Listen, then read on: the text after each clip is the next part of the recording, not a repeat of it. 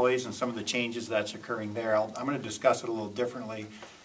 I guess if I were to look back on kind of my time here and point out something that I'm really quite proud of, that is kind of the blending of some of the new employees that we've hired in with some of our seasoned employees. And I'll use the new police chief as an example. You know, we were really fortunate. Jody Matherly, you know, became, I think, a friend of everybody at the table, but he was also a very effective chief of police. One thing I noticed was from the time we recruited Jody to the time we recruited Dennis was that although we had a good field of candidates when we recruited Jody, the quality of the field of candidates that we saw this cycle was substantially improved. And I think that has a lot to do with the, you know, having a good, engaged city council, having a community that's supportive and engaged. And I think we're seeing that, again, you know, it was difficult to replace Glenn Baker. I mean, he was such a committed employee. But, you know, we were fortunate that, as the mayor said, you know, Grinnell has a good reputation as a local government, as an employer, as a community. So it makes my job certainly easier when it comes time to go out and recruit employees for these positions. It's hard to imagine being able to replace Lorna, but because of the work Lorna's done and other people at the library, I think we'll be able to do that because of the great facilities, the great tradition, the great you know, operations that are occurring there.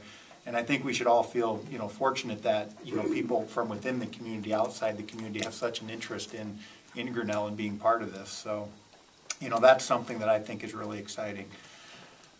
Gordon talked about the community center, event center, and Dwayne might touch on it a little bit. You know, the community center has served us really well for decades.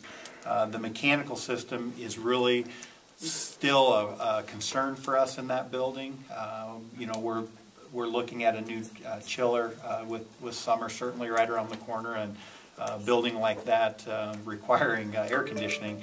You know, we're concerned what it's going to be like for us this summer in there.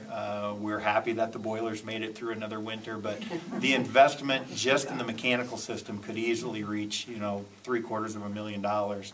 And before we take that kind of a leap, we want to make sure that, you know, we have as clear a picture as possible of what's going to be in that facility, because that might impact how we design and install and what we do with that. So if it seems like we're kind of, you know, dragging our feet a little on making those improvements, you can kind of understand why. We just want to make sure we, you know, we have the best information we can before we take on that kind of expenditure.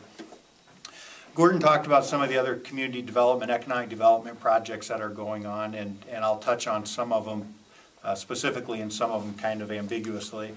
One project that certainly I've been interested in for a number of years, and the council tolerates and even supports me working on this, is the redevelopment of the RC Industries property. I think everyone knows that it's you know, kind of a dilapidated industrial parcel, about 32 acres. One of the reasons I'm interested in it is that, you know, first of all, I think there's tons of opportunity there. It's in a good location. It's got city services to it. It wouldn't require a great deal of investment on the part of the community to turn that into an asset. You know, and frankly, we lack space like that, you know, small lot, light industrial, commercial, kind of a low-cost option. It's, you know, we have the industrial park where you can go and buy, you know, 10, 15, 20 acres, but with the covenants out there requiring a steel frame metal building, it doesn't really lend itself very well for smaller startup or, you know, maybe that second phase of the life of a commercial or industrial prospect. So we're working on that. I'm sure, you know, there's been some talk, and I suppose it's out in the community a little bit, about the school having an interest in that for a possible campus for their facilities eventually. I certainly won't go any further with that. I would leave that up to them to talk about. But that's another option we're exploring. You know, another project that has been on our docket for a long time, and we've frankly not seen a ton of success with it, but I think we're turning the corner, and that's the development of the Interstate 80 and Highway 146 interchange. We've invested a fair amount of money out there. The Lang family has invested more money out there. They've since sold it to another local developer, and ironically, we're working with an industrial prospect that tried to locate on the east side, but the site just wasn't big enough, so we're actually looking to submit a RISE grant to the Department of Transportation to help put that road in on the west side. for what they're going to do, and I think we're probably only a week or two away from being able to announce that, but we really think that project's going to be the catalyst we need, that we've been waiting for, to see more of that area develop out there. So you should see more on that in the near future.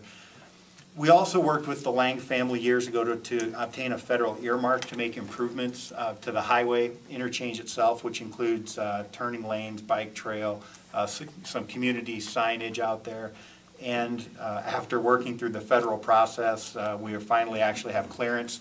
I provided a set of check plans to Dwayne, and I bet Jan has them on his desk now.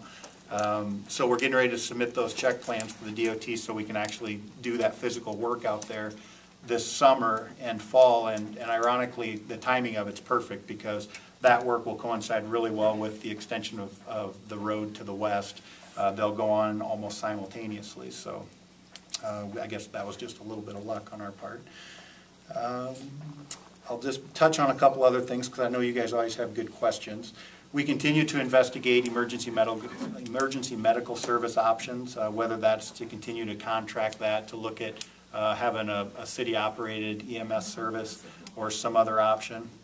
The Highway 6 trail underpass, which has been a long time project, we just received another grant in the amount of $65,000 to help with that project, and with a little bit of fundraising to kind of wrap that project up. You know, we're at a point where, you know, I can say it's not really a if it gets done, it's more of a it will now happen. And I gotta make sure I get my year straight. I'm pretty sure it's 2013 that'll happen. That's scheduled for, which would work well if the school ends up locating out there. Another thing that's been talked about a lot here the last couple weeks and months is some of the housing needs or housing opportunities that might exist in the community.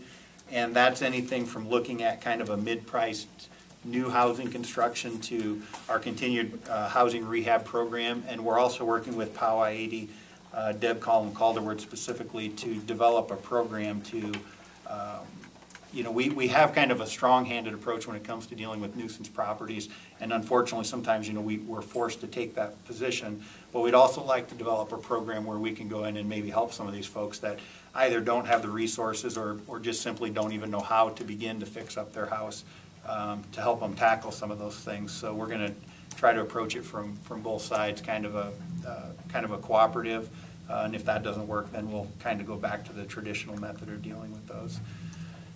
And I'm going to quit there. Okay, you want to talk